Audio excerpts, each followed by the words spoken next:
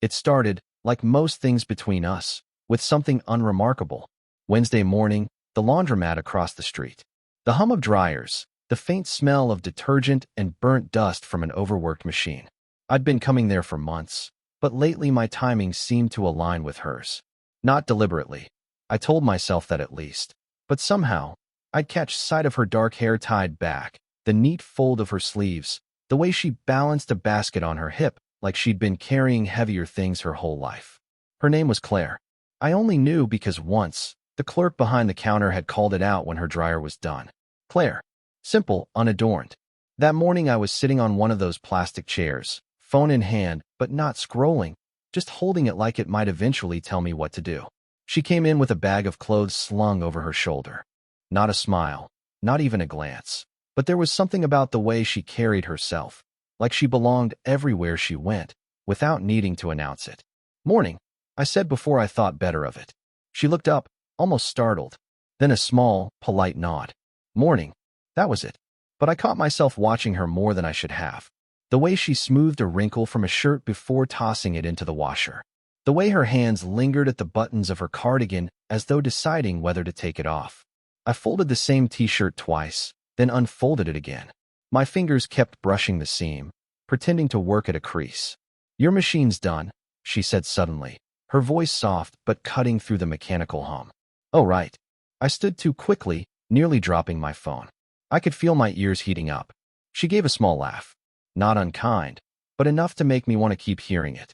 Thanks, I muttered, transferring clothes with exaggerated focus, as though socks needed this much attention. For a few minutes, silence stretched between us. Not awkward, just present. I found myself listening to the rhythm of her movements. The sound of zippers, the snap of detergent lid, her quiet sigh when she sat down. And then, like she'd been waiting to break it, she spoke again. You always come in on Wednesdays? Most weeks, I said, though I wanted to add, and I've noticed you do too. Instead, I shrugged. Habit, I guess. She nodded, her gaze flicking back to her book. But I caught the faintest curve at the corner of her mouth. My phone buzzed in my pocket. A half-written message to no one waited on the screen when I checked. I didn't open it. Just slipped the phone back and glanced, stupidly, at her again. And that's when it happened. Her eyes lifted, sharp, steady. For a second too long, she didn't look away. My chest tightened, and I forgot to breathe. Then she leaned slightly forward, voice low, measured. If you look at me like that again, she paused, the faintest smile tugging at her lips. I'll have to say something. The words landed heavier than they should have. My mouth went dry. Somehow, I found myself whispering back, half a smile breaking against nerves. I won't be able to stop. Her gaze lingered a second longer. Then she dropped it, flipping her book open like nothing had been said. But the air between us shifted, too alive now, too charged to ignore. When I left, basket under my arm, I could still feel the weight of her words pressing against me. And later that night, as I sat staring at the glow of my phone, a new message lit the screen. Next Wednesday, same time. I didn't even have to check the number. The following Wednesday, I arrived earlier than usual. I told myself it was coincidence, but my stomach disagreed, tight with an anticipation I couldn't name. Claire was already there. She stood by the counter, paying for detergent. Her profile was sharp under the fluorescent light, hair pulled into a loose knot, glasses perched lower on her nose than last week. She looked older than me, yes, but not in the way people meant when they said it like a boundary. Older in a way that made me want to lean in closer, like she knew things I'd never learned. When she noticed me, her smile was faint, almost private. You're early. I chuckled, shifting the basket in my arms. Guess I ran out of clean shirts faster this week. She hummed, like she didn't believe me, but didn't mind. We ended up side by side at the folding table. I dropped socks into uneven pairs while she folded her clothes with crisp, deliberate precision. At some point, she spoke without looking up. My daughter used to tease me for folding like this. Said I treated laundry like a job interview. I glanced at her hands, steady, sure. Where's she now? College. A pause, the sound of fabric smoothed flat. On the other side of the country. Too far, if you ask me. There was no bitterness in her tone, just the soft ache of someone practicing how to sound casual about loss. I wanted to say I understood. That sometimes the distance between two people wasn't miles, but silence. Instead, I asked, "Do you miss her?" She finally looked at me. Not defensive, just searching. Every day, something in me tightened. The hum of machines filled the space between her words and mine. I fiddled with a shirt sleeve, folding, unfolding. "That's why I started coming here," she said after a moment. "Too quiet at home. At least here, there's noise." I nodded, though my throat felt caught. Noise instead of silence. Someone instead of no one. For a long while, neither of us spoke. She sipped from a thermos she carried, and when she noticed me eyeing it, she offered without ceremony. "Tea. Want some?" I hesitated, then took it. The metal was warm in my hands. I lifted it carefully, sipping where her lips had touched. Ridiculous, but it felt like more than tea. "Thanks," I murmured. "You're welcome." Our hands brushed when I passed it back. A small, accidental thing. But I didn't move right away, and neither did she. Her eyes flicked to mine, steady, unreadable. Later, walking home with my basket, I couldn't stop replaying that moment. The warmth of the thermos, the warmth of her hand. I don't know why that moment stayed with me. Maybe because it felt like someone finally saw me why the third Wednesday. It wasn't just coincidence anymore. I knew it, and I think she did too. Claire was already there when I arrived, again. She sat in the corner chair, thermos in hand, a paperback open on her lap. When she noticed me, she gave the faintest nod, like we were co-conspirators in some small, secret ritual. I sat across from her. My dryer rumbled behind me, shirts tumbling in their own orbit. Her eyes flicked up, caught mine, lingered for half a second too long before dropping back to her book. But I'd already felt it. That quiet tether pulling taut. "You always read in here?" I asked, breaking the silence. "Usually." She closed the book with a finger marking the page. "Easier than at home." I wanted to ask why easier, but she didn't look like she wanted to explain. Instead, she sipped from her thermos. I kept staring at her hands, the way her thumb traced the metal as though it kept her steady. I was about to say something else when the door banged open. A guy my age walked in, headphones around his neck, nodding at me like he recognized me from somewhere. He glanced at Claire, then at me again, and smirked. "Didn't know you hung out here so much," he said casually. Heat rushed to my face. Claire's posture stiffened, just slightly. "Laundry," I muttered. "Same as anyone."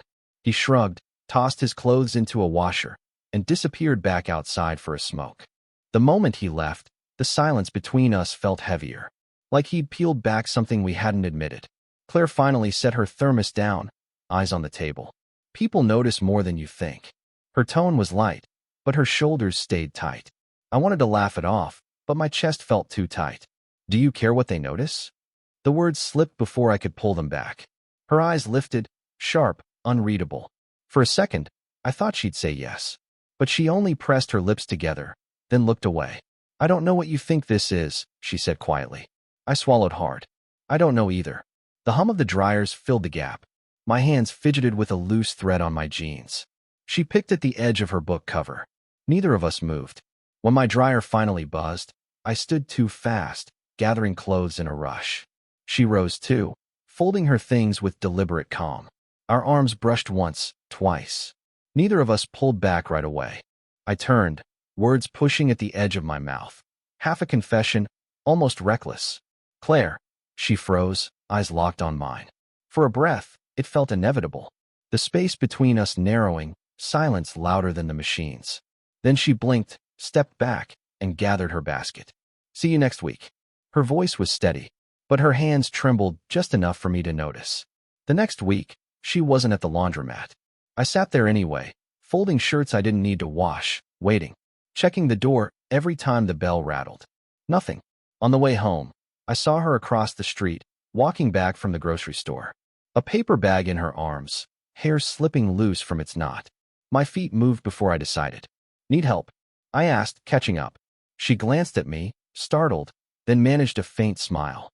"I'm fine, but thanks." Still, she didn't stop me when I took the heavier bag. We walked side by side, too close for strangers, too careful for anything else. The street was quiet. Just the sound of our steps and the occasional rattle of paper. I wanted to fill the silence, but my throat locked. She seemed content not to speak, until halfway up the block she murmured, almost to herself, "You shouldn't be here." I frowned. "Here, beside me, carrying my groceries." Looking at me like, she stopped herself, pressed her lips together. Like what? I asked before I could stop. Her eyes flicked to mine. Steady. Accusing. Like you don't know where the line is. I looked down at the bag in my arms, the loaf of bread peeking out. My pulse was too fast. Maybe I don't. She stopped walking. I had to turn back to face her. For a moment, she just studied me, like weighing something she didn't want to say. Then she exhaled, shaking her head. It's not right. You're old enough. I cut in, sharper than I meant. Her brow furrowed, but she didn't argue. She just looked tired, vulnerable in a way I hadn't seen before. We stood there in the fading light, the bag heavy between us.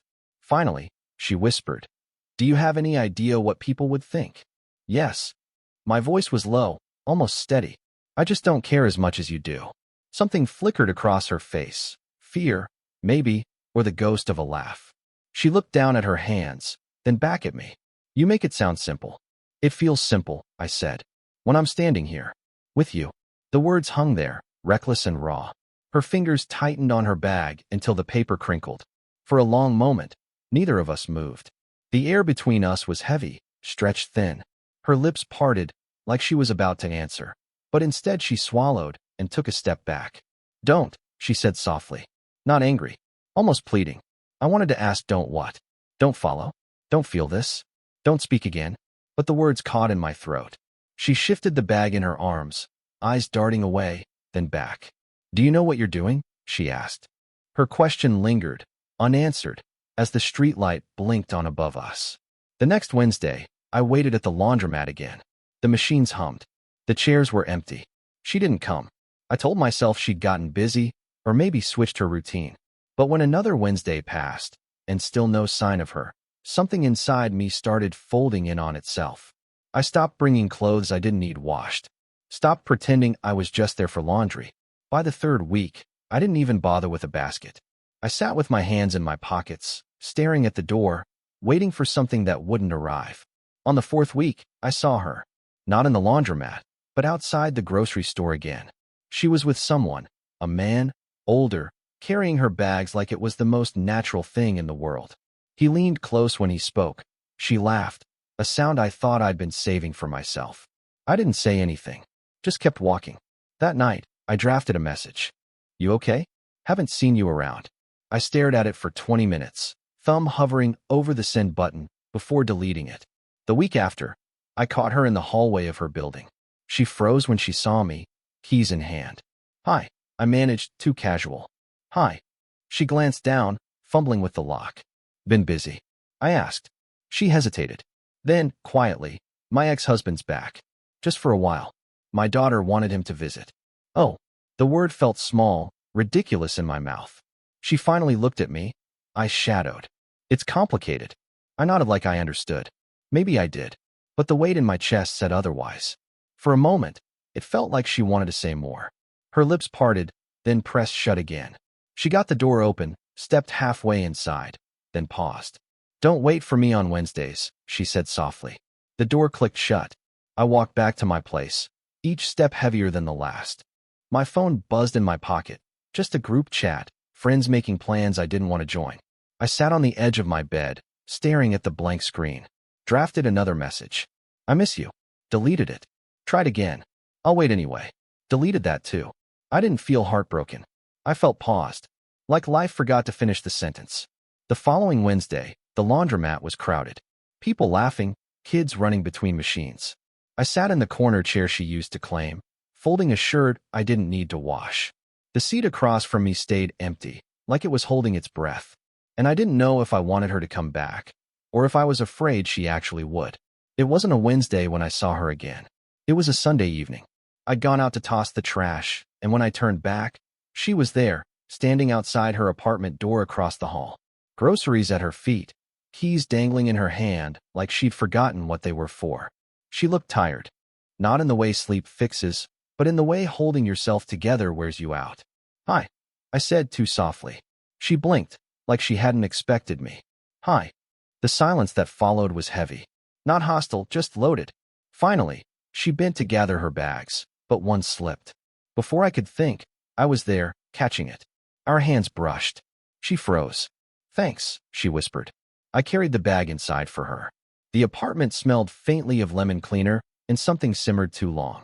The place looked neat, but there was a folded blanket left on the couch, and 2 mugs in the sink. Traces of someone else. Her ex, maybe. I set the bag on the counter. She hovered by the doorway, arms folded, as if keeping me at a safe distance. "You've been avoiding me," I said. The words came out steadier than I felt. Her eyes flicked up, then down. "I thought it would be easier. For you. For both of us." I almost laughed, but it caught in my throat. "It doesn't feel easier." That landed between us. She gripped the edge of the counter, her knuckles pale. "You're too young. You don't know what this would cost." "Maybe I don't," I admitted. "But I know what it costs not to say anything." She looked at me then, really looked. And for the first time, I saw her walls falter. The practice calm slipping. "I haven't let anyone in since my divorce," she said quietly. "Not really. Not like this." The room seemed smaller suddenly, filled with nothing but her voice, her presence. I stepped closer, not enough to touch, just enough to feel the air shift. "So what do we do?" Her breath caught, shaky. She closed her eyes, shook her head once, then opened them again. "We don't do anything." The words should have ended it. But her hand moved, almost involuntarily, reaching for the edge of the grocery bag. My fingers brushed hers when I went to move it too. Neither of us pulled away. She looked at me, open, raw, scared. And in that moment, everything unsaid pressed against us. I could have kissed her. She could have let me. But instead, she whispered, "Please, just be careful with me." Something inside me broke and settled all at once. I nodded. "Okay." Her shoulders dropped, like she'd been holding her breath for weeks. We didn't move closer. We didn't move away. Just stood there, sharing the quiet, our hands resting against the same grocery bag like it was the only thing keeping us from falling. Weeks passed. Not all at once, but in fragments. The laundromat didn't matter anymore. Neither did Wednesdays. We saw each other in quieter ways. An unexpected knock on the door when she'd baked too much bread, me carrying her groceries without asking, sitting side by side on the front steps when the weather was too good to waste indoors. It wasn't a confession. It wasn't a decision. It was something that grew, like weeds through cracks, stubborn, ordinary, impossible to ignore. One night, she texted at 8:47 p.m. I crossed the hall in less than a minute. She was in the kitchen, pouring hot water into 2 mugs. Same thermos smell, chamomile, faintly sweet. She pushed one toward me across the counter. No words needed. "You don't even like tea," she said, teasing, a small smile breaking her tiredness. "I like this," I said. Her eyes softened, but she didn't answer. She didn't need to. We made a routine of it. Not every night, not predictable, but enough that I started waiting for it. Her message, her voice, her laugh when I tried folding her dish towels and did it wrong every single time. The silence between us changed, too. No longer tense, but familiar. A space we could sit in without needing to fill. Sometimes she read. Sometimes I scrolled through my phone. Sometimes we just listened to the kettle tick as it cooled. She let me in, slowly, like someone testing a door she hadn't opened in years. A story about her daughter's first heartbreak. A memory of her ex buying the wrong kind of coffee on purpose, just to annoy her. Little fragments she hadn't planned on sharing, but did anyway. And I found myself giving pieces back. My unfinished texts, the way I used to linger in places hoping to be noticed, the quiet ache of not being anyone's first choice. She listened, really listened. That was enough. We never crossed some invisible line. Not in the way other people might measure it. But one night, sitting on the front steps, she leaned against me. Just for a moment. Just enough. "I didn't think I'd get here again," she whispered. "Where's here?" I asked. She tilted her head, resting it lightly on my shoulder. Feeling safe. I didn't move. Didn't speak. Just let the weight of her settle against me. Life wasn't perfect. Some nights she locked her door, and I respected that. Some days I didn't see her at all. But when I did, when our eyes caught across the hall, or when she handed me a mug without asking how I took it, those were the pieces that made everything else make sense. She said once, half asleep with her tea cooling on the table, "Don't look at me like that." And I smiled, whispering back, "I can't stop." Only this time, she didn't look away. Sparkle's engagement close. Did this story stay with you? What kind of quiet, real love stories do you want to hear next?